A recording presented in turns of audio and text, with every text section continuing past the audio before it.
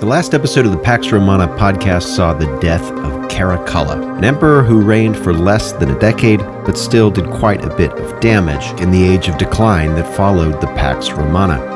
Caracalla was replaced by his own Praetorian prefect, a man named Macrinus.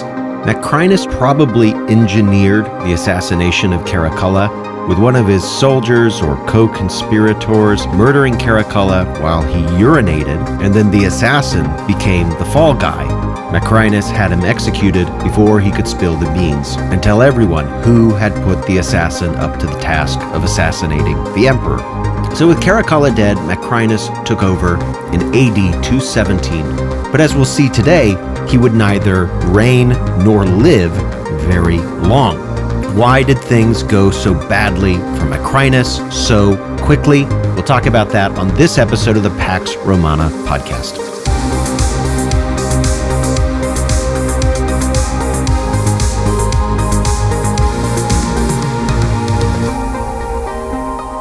Episode 68, Macrinus, Emperor for a Moment. Macrinus was the first Roman emperor from Mauritania, a North African province just to the west of Carthage, a land ruled directly by Rome for over 2 centuries. Macrinus was an equestrian, so he was by no means a nobody, not a senator, but a wealthy landowner, well-networked in the Roman hierarchy, and as head of the Praetorian Guard, deeply influential in Roman politics. It says a lot that he accompanied Caracalla on his trip to fight Parthians in Persia, and it's likely that Caracalla did not see the betrayal coming. And then Macrinus was made emperor by a claim of the Roman soldiers that were with him there in Syria. Macrinus decided not to carry out Caracalla's war with the Parthians, but instead sued for peace with the Parthian king. The Parthians, however, would have none of it. The Parthians decided to take advantage of the uncertainty due to the shaky transition of power, the assassination of Caracalla, of course. Parthian army was mobilized and fought with Macrinus' troops at the city of Nisibis. Both sides suffered heavy losses in the battle. We don't know the numbers. We just know that it was costly for both sides. The Greek writer Herodian tells us that the entire field of battle was littered with corpses, some of them piled up into small hills and heaps. Macrinus was able to extricate himself from what was likely to be a loss by offering the Parthian king 200 million sesterces, and these were almost certainly paid in silver or gold, not in bronze coinage, and probably not in the debased coinage of Caracalla. As you might remember from the episodes on Caracalla, one of his monetary reforms was to change the Roman currency to move it away from the silver denarius and towards a new coin, a double denarius that he minted, which historians call the Antoninianus. But that coin was heavily debased and seems to have been mistrusted almost from the very beginning of when it was minted. Macrinus decided to cease minting that coin, and he reverted instead to the denarius. Now, his denarius was just as debased as those of previous emperors, but by getting rid of the Antoninianus, a coin which everybody knew was adulterated, Macrinus sent a signal that maybe he was going to try to stabilize the monetary system. And of course, he needed to mint at least halfway decent coins to pay the Parthian king so that he wouldn't suffer a major defeat at the very beginning of his reign, a reign that began, of course, with a coup. You can get a sense already for just how unstable things were for Macrinus, and the situation did not improve. Having bought a peace with Parthia, Macrinus had to deal with troubles in both Armenia and Dacia. And he hadn't even made it back to Rome yet. He was still over in the east. The Armenians were upset because Caracalla had installed a governor, whereas the Armenians had been ruled by kings for centuries. And it did not take well to being treated as some Roman province. They were a kingdom with a long and storied history. Okay, not an empire, but a major player in the wars that had been raging for centuries between the Romans and the Persians.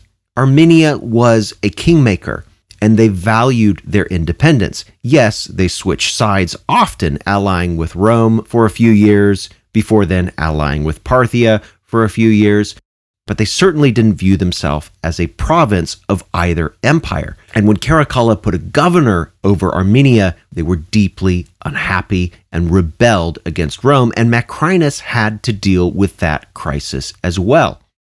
Wisely, Macrinus took a humble approach to Armenia, restoring the kingdom, removing the governor, and allowed Armenia to once again have its nominal independence. This secured peace. As for Dacia, Caracalla had taken hostages from some of the Dacian tribes in order to secure good behavior. The northern Roman border had become a hotbed of conflict, especially along the Danube, so Caracalla had taken hostages in the hope of securing peace. This only angered the Dacians and made rebellion even more likely. Macrinus again took a humble approach and released the hostages that had been taken by Caracalla, securing a temporary peace along the Danube. In reality, Macrinus just needed some stability so he could establish himself. But members of the aristocracy, and probably even some of his own soldiers, saw these prudent actions as weak. And although Macrinus was buying himself peace, he was also sowing seeds of skepticism and even disloyalty among soldiers and senators, groups that he needed in order to form a new government. But the measure that probably led to his ultimate downfall has to do with soldier pay.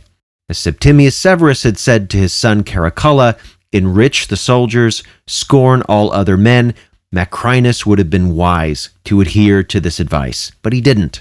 Macrinus seems to have sought to put the Roman Empire on a firmer financial footing, which meant not continuing to debase the coinage and also cutting spending, and Rome's biggest expenditures were on the military. Macrinus did not honor the pay rises that were promised by Caracalla, at least to new soldiers that he had just recruited. They were compensated at a lower rate than the people that were serving alongside of them. This, when combined with the lack of military victories, and indeed what was perceived as a dovish foreign policy, caused Macrinus' soldiers to begin looking elsewhere already, not even a year into his reign, for somebody else to lead them, somebody who would defeat Rome's enemies and also compensate the soldiers at the levels to which they had become accustomed. The most obvious place to look would be with the family of the previous regime. Now, the immediate successors of the Severans, Caracalla and his brother Geta, were all dead. The matriarch of that family, Julia Domna, was also dead. She had committed suicide after hearing about the death of Caracalla. She basically shut down, refusing food and water, dying a slow and painful death in the city of Antioch in Syria. But Julia Domna had a sister. Her name was also Julia Misa. Julia Misa was therefore Caracalla's aunt. She was also a wealthy woman and influential in the region where many Roman soldiers were, right there in Syria. That was her ancestral home. Now, Julia Misa did not have a son.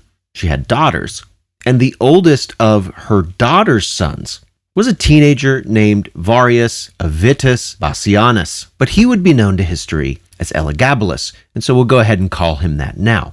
Elagabalus was just 14 years old, and as the son of a noble Syrian house, he took up service in the cult of the local sun god El-Gabal. And while El-Gabal was local, sun gods were worshipped across the ancient world, especially by soldiers. So already this boy was seen as pious, if not favored by the sun god. Now that wouldn't be enough to make Elagabalus emperor, but Julia Misa knew what Rome's soldiers were really after. She offered substantial sums to the soldiers. That's right, she straight up bribed them in order to rise up against Macrinus and defect to her grandson Elagabalus. And unsurprisingly, with all that was going on, thousands of soldiers took her up on her offer. Julia Misa also started a rumor that the recently deceased Emperor Caracalla had slept with her daughter 14 years prior, and that Elagabalus was actually the illegitimate son of the previous emperor. Who knows how many people actually believed it? Probably very few. But this vague claim provided a convenient lie to give a thin veil of legitimacy to Elagabalus, who otherwise had no real claim on the imperial throne.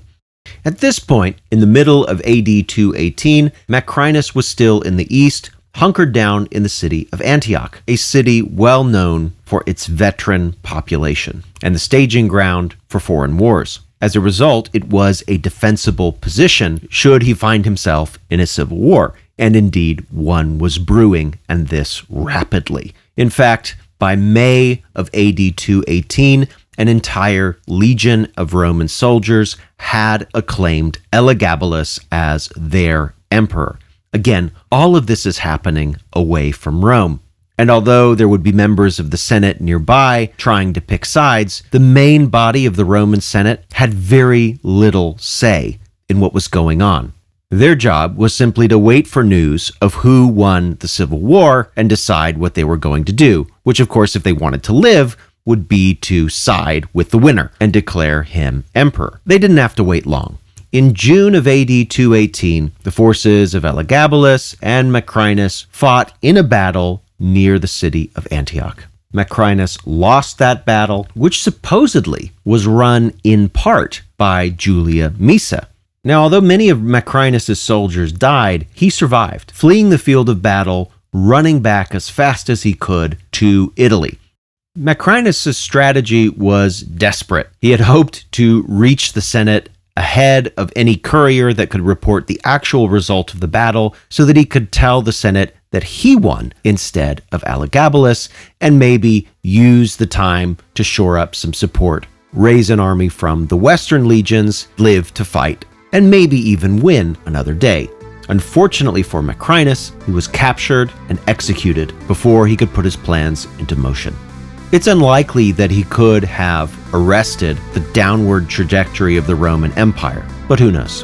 And with his death, the boy Elagabalus became Rome's youngest emperor ever. And as we'll see on the next episode, Elagabalus's reign was brief but notorious and chaotic, one of Rome's most scandal-plagued emperors.